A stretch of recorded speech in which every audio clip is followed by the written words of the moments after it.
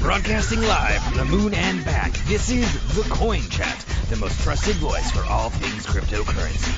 Each week we dissect an important issue and cut through the noise and misinformation out there in the world of blockchain, cryptocurrency, and ICOs, capturing the facts that truly matter to you that will give you an edge in this fast-moving emerging market.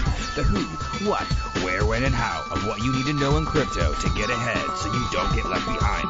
Now here are your co-hosts, financial and crypto experts Yuri Cataldo and Steve Good. Hey, this is Steve Good on the Coin Chat with my co-host Yuri Cataldo, and today we are with Kadan Stadelman from Komodo. Kadan, welcome to the show today. It's great to have you. Welcome. Hi guys. Hey, thanks for having me. It's a pleasure. Thank you for being here. It's very exciting because Komodo has obviously become, quite a name in the market. You guys have been around since 2016, and from what I can see, you guys, your name is getting bigger and more recognized in more places. So it's great to have you to really dig in and find out more about the project. So we'd really love to just tell us everything you can about the project. But before we start, you go by CA333. So of course, I'm sure many people would like to know, the hell is CA333? Well, the CA actually, I'll just tell you straight, I'm not gonna hide it within a puzzle or turn it into a riddle. You can make a competition out of it if you'd like. Yeah. Well, I've always been fascinated by cryptography. Always been reading a lot about this side of things, even during my younger age, even pre-teenage. I was fascinated. I mean, first algorithms that I learned were the Caesar cipher for encryption, decryption. I remember I, as a little boy, actually was playing with my dad, and we were encrypting and decrypting little text characters, hello, goodbye, what's your name, and stuff like that.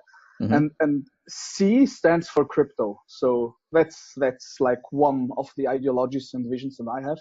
The A, the second one, I mean, it's still in my name. I wouldn't refer to me as a pure of that, but it stands for anarchy, not in a negative sense. No, of course, but more for the open, liberal, free side of things. That's more the idea behind the anarchy.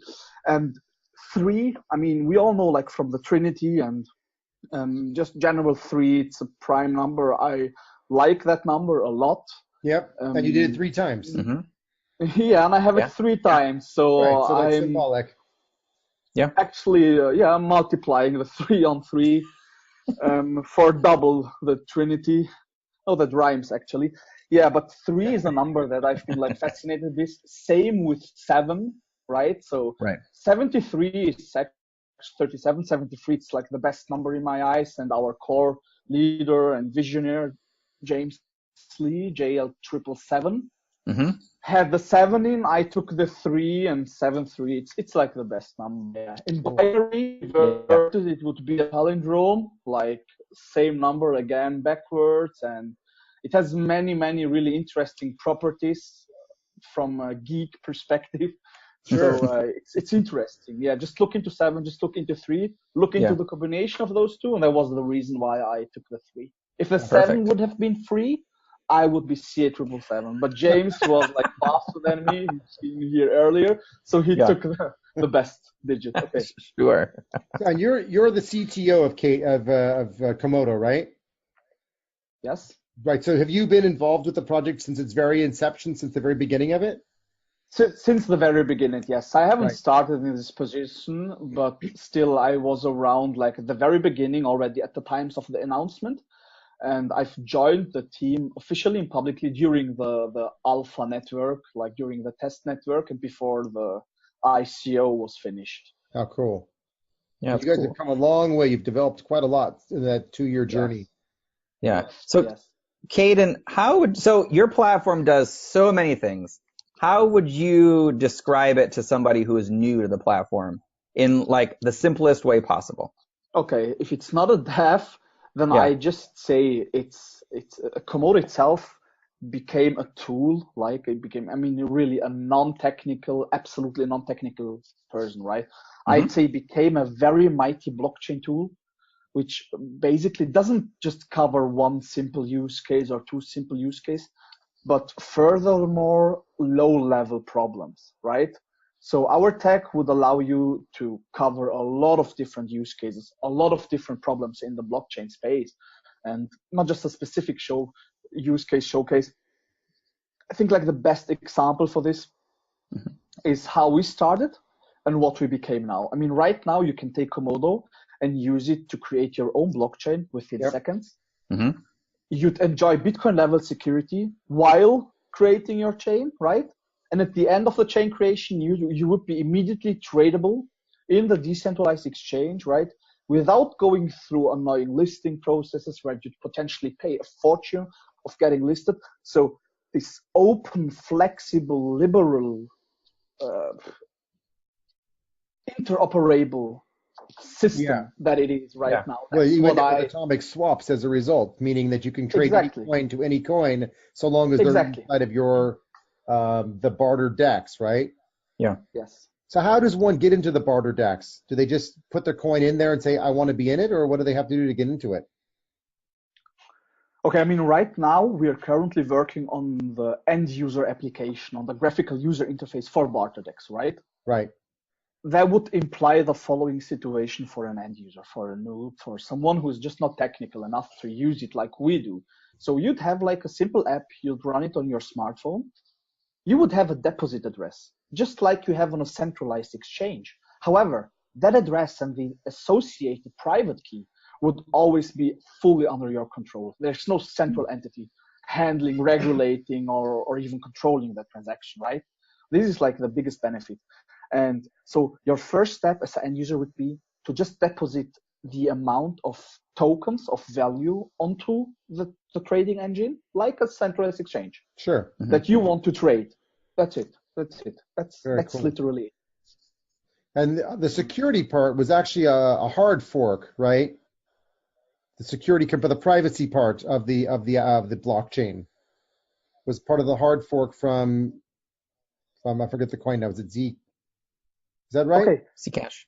Zcash, yeah. Zcash. Okay. Zcash? So we're based on Zcash. Yeah, that's correct. Okay. And when we created our cryptocurrency, we were basically a fork, a clone of Zcash. And based on that cryptocurrency, we implemented our logic. The work that we did a couple last years. I mean, James been around for a much longer time. He's been around since 2013, 2014. Wow. Last couple of art I have ruled around that he might be actually Satoshi Nakamoto. Pretty can actually lead you to. And they've been like really this area in the atomic swap protocol. Initially, it was based on Tier Nolan's protocol specification. However, James turned it into like a piece of functioning software. Right. Okay.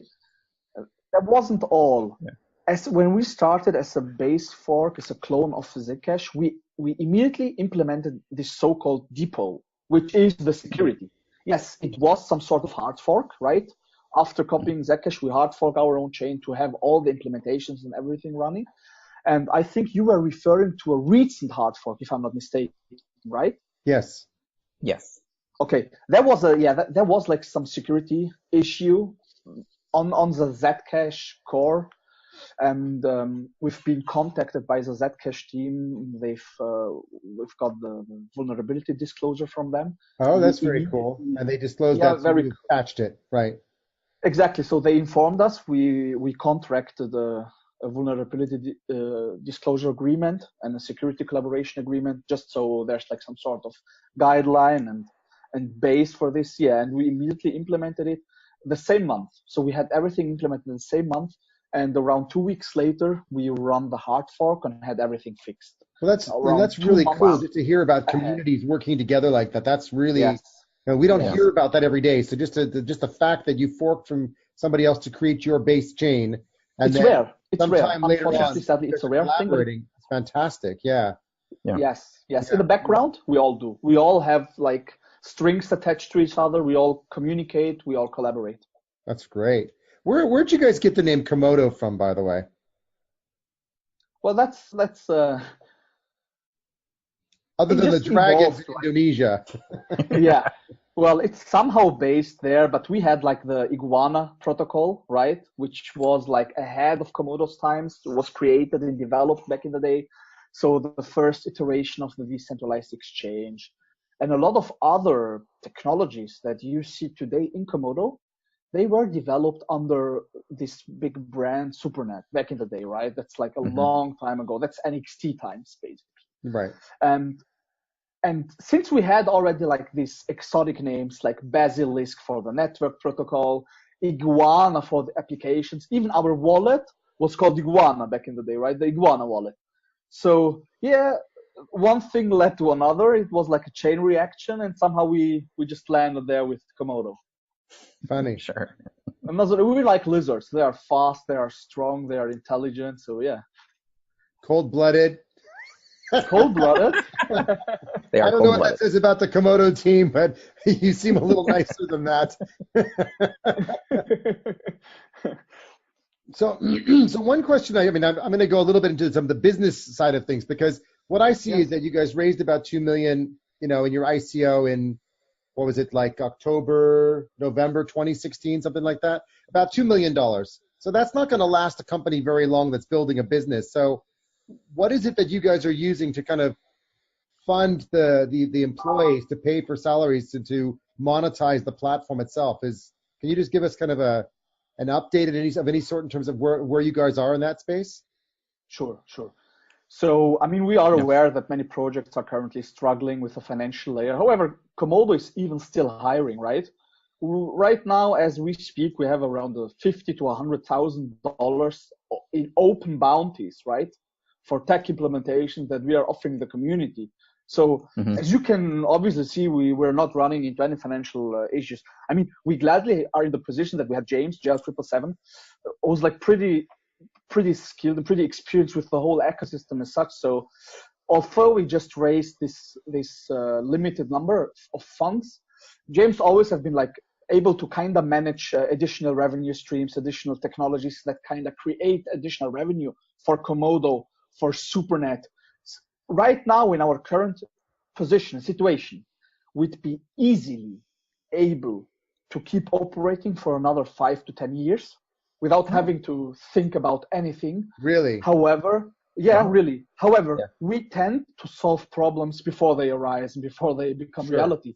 Right. So I'm not sure if you know, but this is a little info that I can leak today, that Komodo has been working on a blockchain as a service system over the last around 6 months now. I'll just break it down abstract. What is it? Okay, this is a centralized web application that we're speaking about that you can just get online, www.createmychain.com. You just click, what do you want your chain to be? What is POS, POV, maybe a hybrid form? What sort of algorithm do you want? Do you want depot? Do you want to be supported in Agama, in BarterDEX, whatever? You have this mighty flexible configuration possibilities, which would allow you to afterwards just click one button. It's really a matter of clicking to get your chain online and created. And this feature, is able to do this within a matter of seconds. So under 15 seconds to spin up a chain and have it live. And you said it's called createmychain.com? Well, this is just what I'm now just as a pseudo saying. I hope the domain wasn't taken. I'm not gonna buy that right now. Yeah, you better. Right, exactly. You better. If not, we're gonna buy it. Yeah. Otherwise, just buy it, guys. Well, fortunately, it's not a live episode. It'll go out later, so you've got some time in between recording and going live to say it. Okay, I already switched the screen, if you saw. So okay, I'll switch back. Sorry, you didn't mean to panic you. So, I got some panic. Going back to the monetization part. So, what is it that you're doing that's actually bringing money into the platform itself? Because when I look at the platform, I see a lot of cool features, a lot of amazing things about blockchain and about scalability and security and adaptability. The interoperability between chains. All of that sounds amazing. I'll give you one. What I can't see when I look at it is what's generating revenue to keep that ability to stay alive for 5 to 10 years. And I ask you because there's so many ICOs that are in like, oh my God, we're not going to survive 3 months. I'll be straight. Yeah. We have been really lucky with reinvestments, right? With allocating funds properly. which luckily led to a maximization of those funds. This is like Okay. point one. Point two is I'm just giving you one example on the blockchain as a service.